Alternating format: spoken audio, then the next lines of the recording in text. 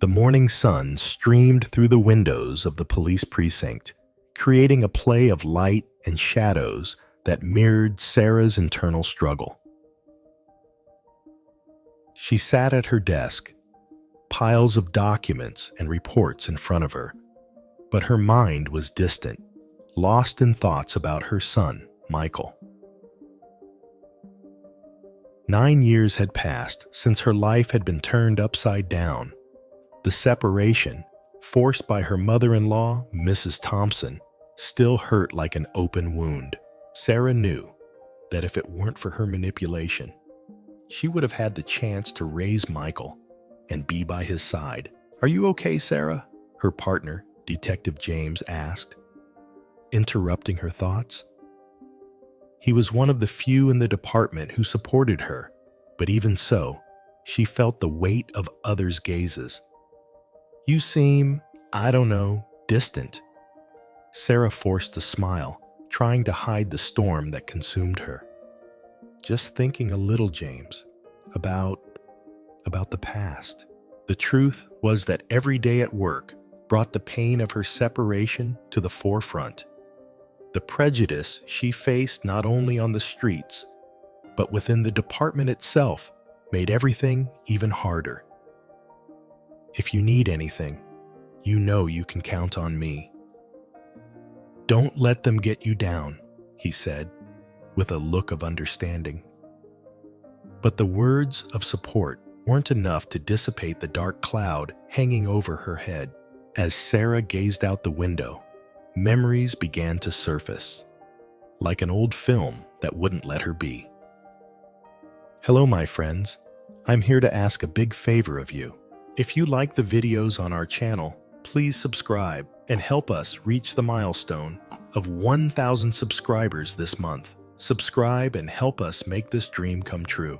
Most of our viewers watch and enjoy the content, but forget to subscribe. So please, help us reach this goal. Thank you very much, and let's continue with the video." The image of her mother-in-law, with her cold and manipulative gaze, reminded her of the day everything changed. The day she was forced to leave Michael. Flashbacks took her back to that painful moment. Sarah was in the living room of Mrs. Thompson's house, the atmosphere heavy and tense. "You can't take care of him, Sarah. He needs a real mother," Mrs. Thompson said, her voice sharp as glass, "and I am the only one who can guarantee he has a decent future. I am his mother. I have never stopped loving my son." Sarah screamed, desperate. Tears streamed down her face as she tried to reach Michael, who was in a corner, watching the scene with confused eyes. "Don't worry, my love. Grandma will take care of you," Mrs. Thompson said, wrapping the boy in her arms. The scene unfolded in a whirlwind of emotions. Sarah's despair, her mother-in-law's coldness, Michael's innocence, who didn't understand the gravity of what was happening. Now, as Sarah recalled those moments, her heart filled with determination. She couldn't give up. The fight for justice, not just for herself, but for many other mothers and children, pulsed within her. Driven by this inner strength, Sarah decided she needed to make her voice heard. That day, she joined a protest against racism, an event organized by local activists. When she arrived at the site, the energy was palpable. People of all ages and ethnicities gathered, united by a common cause. "We need to be the change we want to see in the world," shouted one of the protest leaders. The voices united in a powerful chorus. Sarah felt her heart race. She knew she needed to speak, needed to share her story so that others would know they were not alone. With a mix of nerves and courage, she took the microphone. "My name is Sarah, and I am a police officer. But more importantly, I am a mother who has been separated from her son by a system that doesn't care. Her voice echoed through the crowd. Today, I am here to fight not just for myself, but for all the mothers who, like me, face pain and injustice. Hearing the applause and shouts of support, Sarah felt a wave of energy rush through her. We cannot let racism and corruption continue to destroy our lives. Together, we are stronger. As the words flowed from her mouth, she remembered Michael. Each phrase she spoke was a step toward reuniting with him. She felt stronger, more determined than ever. The fight for justice was just beginning, and she was ready to face any challenge that came her way. Sarah walked through the streets of New York, the city she had always known as home, but which now felt like a maze of shadows and uncertainties. The sun began to set, painting the sky orange and pink, a stark contrast to the harshness of the life she faced. 9 years had passed since her son, Michael, had been ripped from her arms, and the pain still burned in her heart as if time had stood still. As a respected police officer, Sarah had become a champion for justice, but the struggle against prejudice and corruption within the department still haunted her. On an ordinary afternoon, during a patrol in a neighborhood known for its elite, Sarah heard whispers about a group of wealthy teenagers getting involved in illegal activities. Michael's name echoed in her mind. It can't be, she thought, anxiety rising in her chest. She approached a group of officers talking and decided to intervene. "What do you know about this group?" she asked, her voice firm and authoritative, which had become her trademark. "Oh, you know how it is, Sarah. These kids think they can do whatever they want just because they have money. We hear some things, but no one dares to mess with them," replied one of the officers, an older man who looked at her with disdain. "And what if one of them is my son? If one..."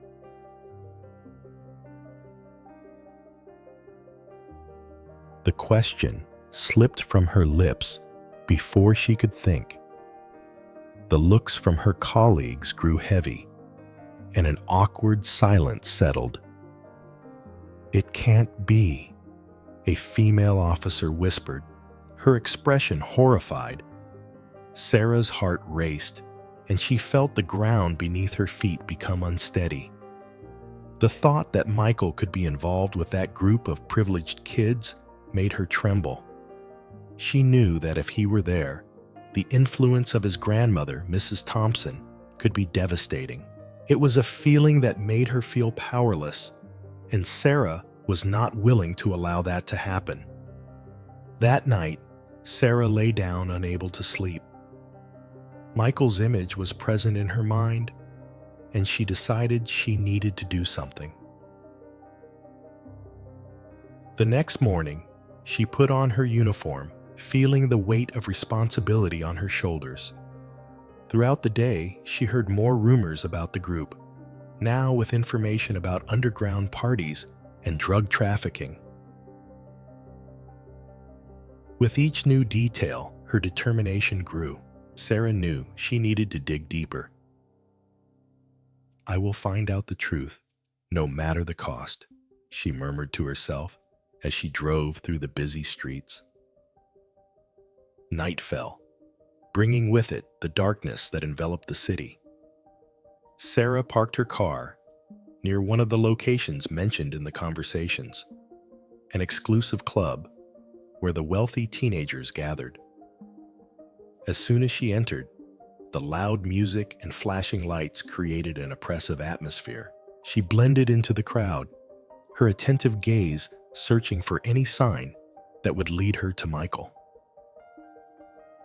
Amid laughter and chatter, Sarah spotted a group of young people at a table, surrounded by bottles of drinks. Her heart stopped for a moment. Among them, she recognized a familiar figure. Michael! The name sprang to her mind like a desperate cry, but at the same time, the memory of the pain of separation made her hesitate. What would she say? How would he react upon seeing her? Mom? She blended into the crowd, her attentive gaze searching for any sign that would lead her to Michael. Amid laughter and chatter, Sarah spotted a group of young people at a table, surrounded by bottles of drinks. Her heart stopped for a moment. Among them, she recognized a familiar figure. Michael! The name sprang to her mind like a desperate cry. But at the same time, the memory of the pain of separation made her hesitate. What would she say? How would he react upon seeing her? Mom. A familiar voice sounded amidst the music, but it wasn't Michael. One of his friends, a boy with blonde hair and blue eyes, looked at her with curiosity. Sarah forced a smile, her heart racing. The tension in the air was palpable, and she knew she needed to do something. But the idea of approaching him left her paralyzed. What would happen if he didn't recognize her? If he saw her as the stranger his grandmother always painted her to be? Sarah's mind filled with memories of the past, and her determination began to waver. She took a deep breath, trying to push all doubts away. She couldn't give up now. If Michael was in danger, she would do everything in her power to protect him. After all, her fight was not just for justice, but for her family, and the struggle was just beginning. Sarah took a deep breath, feeling the adrenaline coursing through her veins. The subway was crowded, and the noise of the trains echoed through the station. But none of that mattered. She focused her gaze on the group of teenagers animatedly chatting, joking, and laughing, and her heart raced as she recognized one of them, Michael. The son she hadn't seen in 9 years was right there in front of her, surrounded by arrogant, carefree friends. Hesitation consumed her. What would she say? How would he react to seeing her? Sarah knew that the truth was still dangerous territory, and the pain of separation manifested as a weight in her chest. With a hesitant movement, she stepped forward, her heart pounding, as the teenagers shifted slightly, forming a sort of circle around Michael. "Hey man, did you see what happened in the game yesterday?" One of Michael's friends commented, laughing. Sarah moved in closer. "Michael," she called, her voice almost lost in the cacophony of the subway. He turned slowly, and their eyes met. Recognition didn't come immediately. There was confusion in his gaze. "Who are you?" Michael asked, frowning, his posture defensive. The carefree smile from before was replaced by a look of distrust. His friends looked at Sarah with curiosity, but remained silent. "I'm your mom, Sarah," she replied, the words coming out of her mouth like an arrow shot. The truth was there, raw and naked, but the response she received hit her like a blow. "My mom?" Michael repeated, disdain dripping from his voice. "She abandoned me. You're not my mom." He looked to his friends, seeking approval and support. "She doesn't care about me." The pain felt like a punch to her stomach. Sarah struggled to process the avalanche of emotions surging within her. "No, Michael, I never abandoned you. Your grandmother, she separated me from you." She lied to you, made me the villain in your life. Michael's friends began to laugh, as if the situation was a grand spectacle. Look, she's saying she's your mom, one of them mocked. Do you really believe that? She's a stranger, Michael replied, his expression now a mix of anger and confusion. My mom is my grandmother. No, Michael, listen, Sarah pleaded, the urgency in her voice rising. I fought every day to find you. I never stopped loving you. I'm the reason I'm here now. And your grandmother, she isn't who you think she is. Michael hesitated, the internal conflict evident on his face. Why didn't you look for me before? 9 years have passed, and I've been with her. You didn't care. I had no choice, Sarah said, her voice choked. She made me believe you would be better off without me. I didn't know where you were, but I never stopped looking for you. I never stopped fighting for you. Silence fell between them, broken only by the noise of the subway. Michael's expression softened for a brief moment, but it was quickly replaced by frustration. And now you show up? After all this? Yes, because now I know the truth, Sarah replied, feeling courage swell within her. And I want you to come with me. We can talk in a safe place. We can try to understand each other. He looked at his friends, who were watching the scene with curious eyes, but unsure of what to do. You can't just take me, he said, distrust evident. What if my grandmother finds out? She doesn't need to know, Sarah asserted, her tone firm. I just want you to understand who I am and what really happened. Believe me, Michael, I am your mother, and I'm here to protect you. Michael looked around, the tension mounting. He could feel the weight of the situation, the pressure of loyalty to his grandmother, and the growing curiosity about the woman claiming to be his mother. It's all so confusing, he said, finally showing a sign of vulnerability. I don't know what to think. Then come with me and let's talk. I promise I'll explain everything. You don't have to stay with them, Sarah insisted, extending her hand in an inviting gesture. Michael hesitated, but the unease in Sarah's eyes disarmed him. He took a step forward, breaking the bubble of protection that his grandmother and friends had created around him. Okay, he said, his voice low. Let's go. But little did they know they were being watched. Among the shadows of the subway station, figures connected to Mrs. Thompson moved, ready to act. Sarah and Michael settled at a corner table in the cafe. A simple yet cozy place with the aroma of fresh coffee lingering in the air. The walls were adorned with photographs of New York, capturing moments of life and struggle, much like their own story. As they observed the hustle and bustle of the place, Sarah felt a mix of nerves and relief at finally being with her son, even though the situation was tense. You don't have to believe me, but I never wanted this to happen, Sarah began, her voice laden with emotion. Your grandmother, she separated me from you. She lied to me, and to you as well.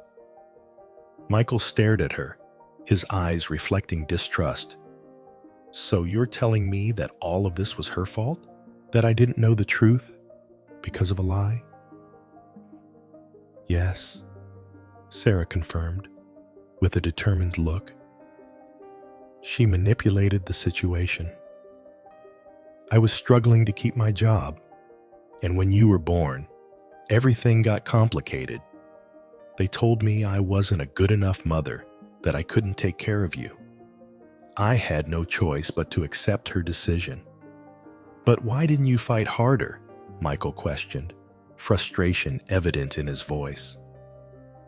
I waited for years, and you just disappeared from my life. I fought, Michael. I fought every day, Sarah replied, her voice choked. I tried in every possible way, but the law was on her side, and I had no one to help me. The system was against me, and I could only hold on to the police because of my determination to find you again one day. The tension began to ease as Michael listened to his mother. He looked down, his memories of his grandmother, and how she spoke about Sarah starting to mix with what his mother was saying. She always said, you didn't care about me, that you abandoned me. She wanted you to believe that, so you would stay away from me, Sarah said, the pain in her voice palpable. But I never stopped loving you. Every day, every moment, I dreamed of finding you again. Michael took a deep breath, fighting back the tears that threatened to spill. I don't know what to think. One part of me wants to believe you, but everything else, everything my grandmother told me, I understand. And I don't expect you to trust me immediately, Sarah said, reaching for her son's hand and holding it. But I'm here now, and I want you to know that I won't give up on you again. We'll uncover the truth together. Sarah's words pierced Michael's heart. He felt a weight slowly lifting as the connection he had lost began to be reestablished. And what do we do now? He asked, his voice softer. We need to stay away from your grandmother for a while, Sarah suggested. She won't stop until she manages to separate us again. But we also need to understand how she got involved with those teenagers and what their role is in this story. I can help, Michael offered, a glimmer of determination beginning to shine in his eyes. I know some of them. They always said we could do whatever we wanted, that there were no limits. That could be dangerous, Michael. We need to be careful, Sarah warned. But at the same time, she felt a wave of hope. Her son was starting to open up, and his willingness to cooperate was a sign that they could face this battle together. Meanwhile, in a distant apartment, Mrs. Thompson was watching television, her gaze fixed on a report about Sarah and Michael's reunion. The expression on her face was one of disguised fury, but her eyes were restless, calculating the next move. This reunion won't last, she murmured to herself. I will do whatever it takes to separate them again. They don't know who they are dealing with. With her mind buzzing with strategies, Mrs. Thompson began to devise a dark plan, determined to maintain her control over Michael and eliminate any chance of Sarah getting close to him again. The battle was just beginning, and she would not allow the truth to spread. Manipulation and power were her weapons, and she was ready to use them. The atmosphere in Sarah's small living room was charged with expectation and determination. Sunlight filtered through the curtains, casting shadow patterns on the floor. Sarah looked at Michael, who was sitting on the couch, his gaze fixed on the floor, as if trying to absorb everything that had happened in the last few hours. The connection between them had strengthened, but there was still an abyss of pain and distrust to overcome. So, do you really think we can do this? Michael broke the silence, lifting his eyes to meet his mother's. His voice was a mix of hope and insecurity. He had always known his grandmother was manipulative, but what they had discovered together about her actions had shaken him. Yes, Michael, we need to expose the truth about her and what's happening with those teenagers, Sarah replied, her voice firm and resolute.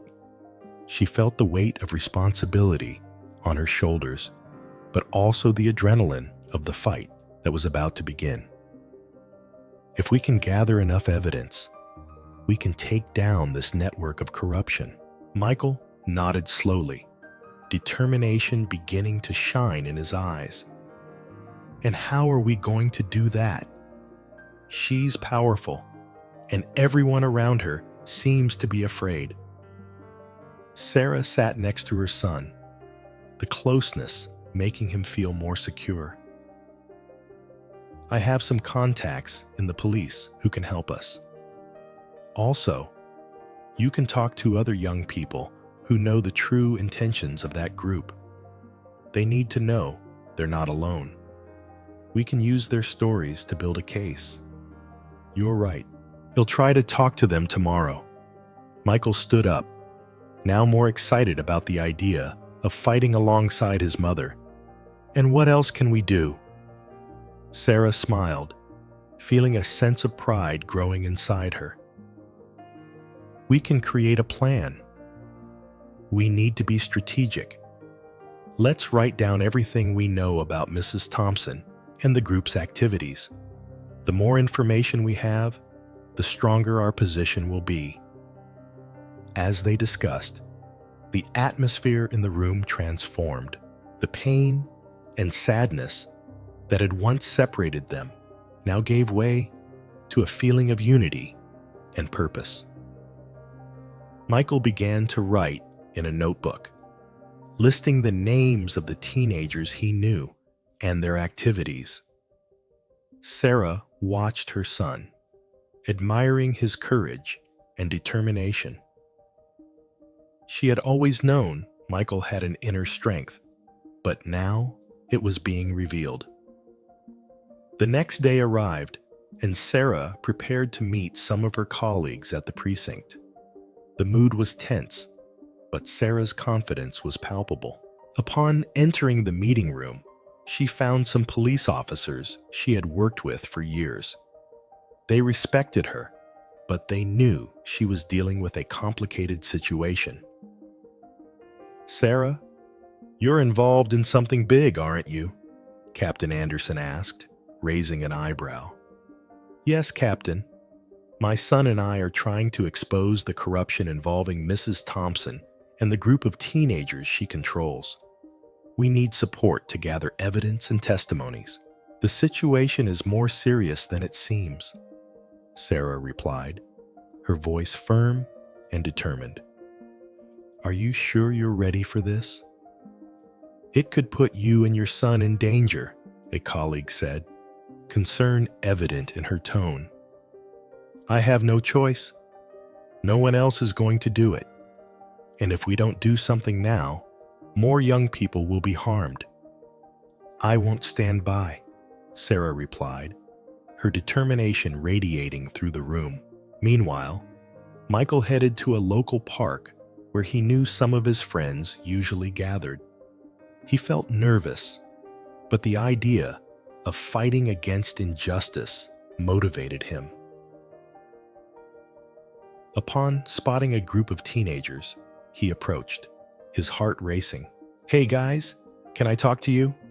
Michael called, trying to project confidence. His friends looked at him with curiosity, but also with suspicion. "What do you want, Michael? Are you with your mom again?" asked one of them, a scruffy-haired boy. "That's exactly it. I need your help. Mrs. Thompson isn't who she says she is. She's manipulating all of us. We need to come together to expose the truth," Michael said, trying to contain his anxiety. "And why should we believe you?" retorted a girl, crossing her arms. "Because I found out she's been controlling our lives, and that needs to stop. If you join me, we can make a difference. We don't have to live in fear of her anymore," he insisted, his voice rising with passion. As the group murmured among themselves, Michael felt a wave of hope. The fight had begun, and now, together, they could face the truth and the injustice surrounding them. The air was tense at the elegant charity gala, where the city elite gathered to celebrate Mrs. Thompson's generosity. Sarah and Michael, camouflaged among the guests, watched the scene cautiously. Dressed in a sober black dress, Sarah felt like an intruder in a world that had always marginalized her. But today, her purpose was stronger than any discomfort she might feel. Beside her, Michael, wearing a suit that barely fit him, looked at his grandmother with disdain. The woman he once considered a mother figure now seemed a symbol of everything he had lost. "Are you ready, Mom?" Michael asked, his voice low but firm. "Ready." "We can't let her get away this time," Sarah replied, her gaze fixed on Mrs. Thompson, who was surrounded by admirers, all praising her work and dedication to the community. When the right moment came, Sarah took a deep breath and pulled Michael closer. "Let's go. It's now or never." They headed to the stage where Sarah's mother-in-law was about to give a speech. The woman was radiant, but upon seeing Sarah, a look of surprise followed by anger crossed her face. "Ladies and gentlemen," Mrs. Thompson began with a smile that didn't reach her eyes. "Today, we celebrate love and generosity. I am so grateful." "You're lying," Sarah interrupted, her voice echoing through the hall. The murmur of shock that followed made Sarah's heart race. Michael stood by her side, holding her hand, a gesture of support that meant the world to her. "Sarah, what are you doing?" Mrs. Thompson tried to maintain her composure, but her voice betrayed a hint of nervousness. "You can't keep deceiving people. You're not the heroine everyone thinks you are. You destroyed our family and manipulated Michael for years." Sarah's words were firm, filled with emotion. "I have proof of everything. The lies you told, the manipulations. It all ends today." The guests began to murmur, some rising in search of more information. Realizing she had everyone's attention, Sarah continued, "I'm a police officer, and I've spent years investigating the networks of corruption you've fostered. You've exploited others' pain, and now it's time to expose the truth." Michael, now more confident, took the floor. "I'm not a victim. I'm Sarah's son, and I know what you did.